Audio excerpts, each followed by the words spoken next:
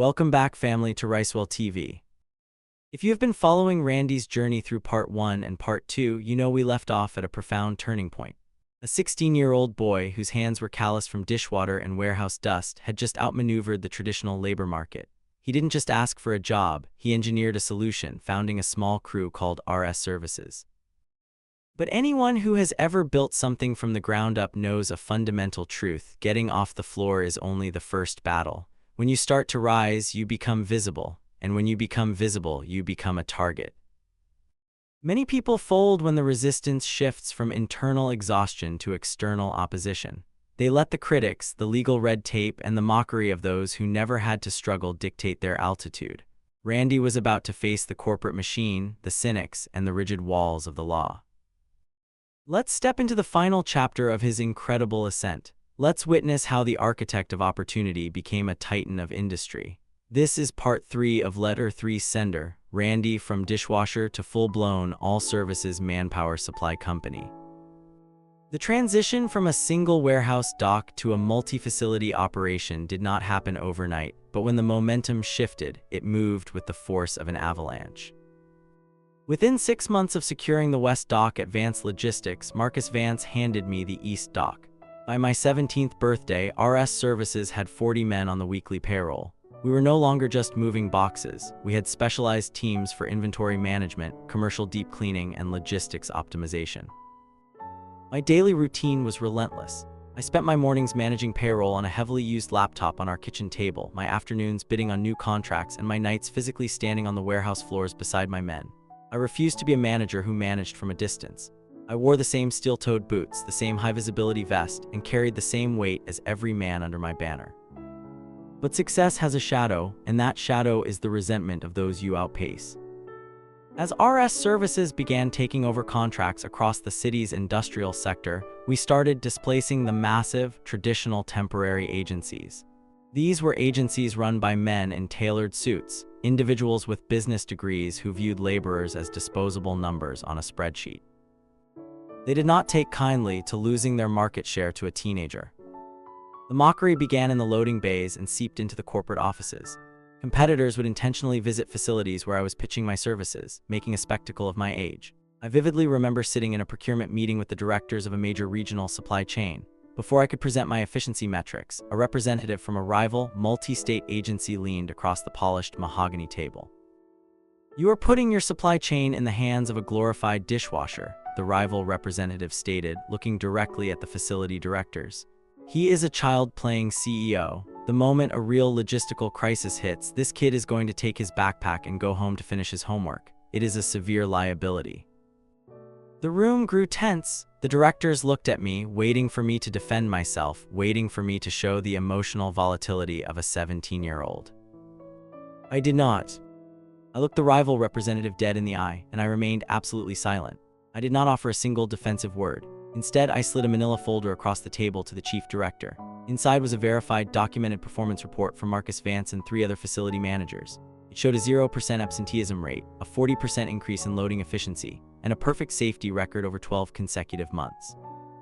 "The paperwork is my defense," I stated calmly. "If you want excuses, hire them. If you want execution, hire us." We won the contract that day. I learned a profound lesson. A lion does not need to announce it is hunting. You never have to raise your voice when your results are deafening. I let them mock my clothes, my age, and my background. I simply kept taking their clients, one flawless shift at a time. But the mockery was nothing compared to the absolute brick wall of the legal system. As our reputation spread, an opportunity arose that had the potential to change my family's lineage forever. Apex National, a massive international logistics and freight conglomerate, was opening a 3 million square foot distribution hub on the edge of the city. They were looking for a primary vendor to supply and manage their entire internal workforce, over 200 personnel covering logistics, janitorial, and structural maintenance. I submitted the bid for RS Services. Our operational model was perfect, our pricing was incredibly competitive, and our track record was flawless. The regional vice president of Apex loved our proposal. We were at the final stage of the acquisition, the contracts were drafted, and then the compliance audit hit. Apex National's legal department ran a standard background check and corporate compliance review. The entire process came to a violent halt. I received a formal email requesting my immediate presence at their corporate headquarters. I sat across from a panel of corporate attorneys. The lead counsel placed my file on the table. "Randy, your operational model is brilliant," the attorney said, his tone entirely professional. "But we have a critical legal impasse. You are 17 years old. To finalize this vendor contract, we require our primary partners to carry a $10 million commercial liability insurance policy. By law, an individual under the age of 18 cannot act as the sole legal signatory for a binding corporate insurance policy of this magnitude, nor can you legally enter into binding arbitration agreements in this state. Your mother's signature as a guardian was sufficient for small warehouse agreements, but this is a federal-level contract. The underwriters have flatly denied the policy based on your legal age. We cannot proceed." The room felt entirely devoid of oxygen. I had fought through starvation. I had fought through exhaustion. I had ignored the insults of grown men, but this was an immovable legal reality. My age, the very thing that made my story remarkable, was now the concrete wall designed to keep me out of the empire I had earned. I asked for 48 hours to provide a solution. They granted it, but I could see the finality in their eyes. They believed it was over. I walked out of that building and went straight to the only place I could think clearly, the quiet, dim back alley behind the Golden Platter Diner. I sat on a milk crate and put my head in my hands. My mother's health had improved slightly, but she was in no condition to act as a corporate proxy. My father was still navigating the heavy fog of his past failures. I was entirely alone against the bureaucratic machine of the corporate world. Then I looked up at the back door of the diner. I thought about the first day I walked in there. I thought about Mr. Henderson giving a desperate kid a chance. I thought about Marcus Vance taking a risk on a teenager in a warehouse at 2 in the morning. If I couldn't legally hold the weight myself, I needed pillars who could. I spent the next 12 hours drafting a new corporate structure. I called Mr. Henderson and Marcus Vance and asked them to meet me at my family's small kitchen table. When they arrived, I laid out the Apex National contract. "This is the contract that turns RS Services into an empire," I told them, looking at the two men who had shaped my early survival. "But I am blocked by my age. I need a legal board of directors. I need you two to form a temporary trust with me. I need you to act as the legal guarantors and official executive signatories for RS Services until my 18th birthday, which is 11 months away. In exchange, I am offering you both a 5% equity stake in the gross revenue of this contract and a permanent advisory seat on the board." Marcus and Mr. Henderson looked at the paperwork. They looked at the multi-million-dollar figures. Then they looked at me. They didn't see the 16-year-old dishwasher anymore. They saw a businessman who refused to take no for an answer. Mr. Henderson reached for a pen. "I've watched you work until your hands bled, Randy. I'd trust you with my life." Marcus nodded, taking the pen next. "Let's go build an empire, kid."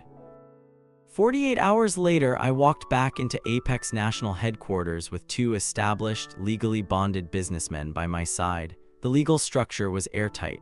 The liability insurance was secured under the new board structure.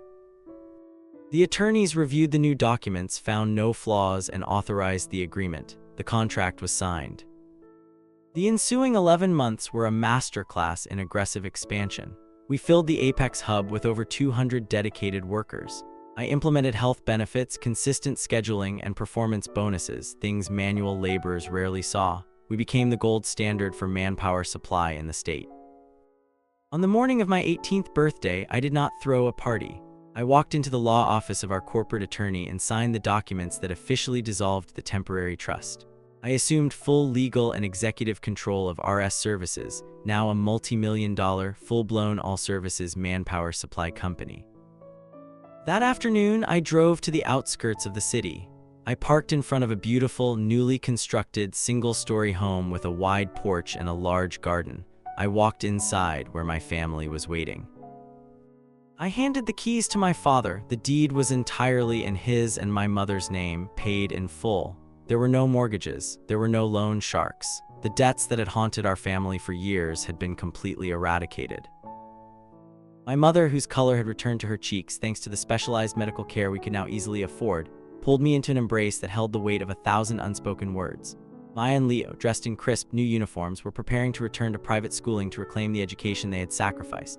Little Toby was running through the halls, his laughter filling the space, completely untouched by the hunger he had once known. My father looked at the keys in his hand, tears streaming down his weathered face.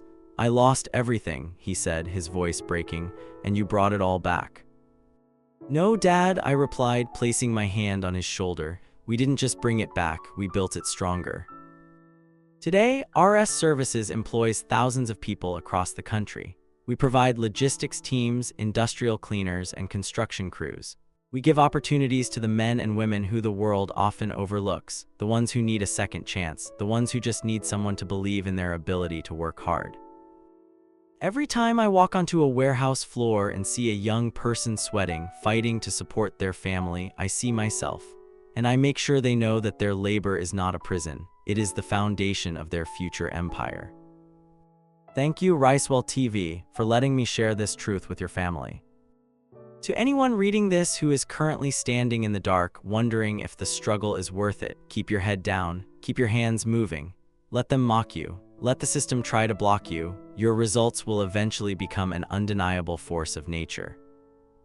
With absolute respect, Randy. Let that story sink into your soul. From a 16-year-old boy plunging his hands into scalding dishwater to feed his siblings, to an 18-year-old CEO handing his broken father the deed to a fully paid home. I want to highlight two monumental lessons from the final chapter of Randy's life. First, the power of absolute silence. When Randy was sitting in that boardroom, surrounded by men in expensive suits who were mocking his age, mocking his background, and calling him a glorified dishwasher, he did not let his ego take the wheel. He did not yell. He did not try to prove his worth with words. He let his verified, documented results speak for him. We live in a culture that loves to announce everything.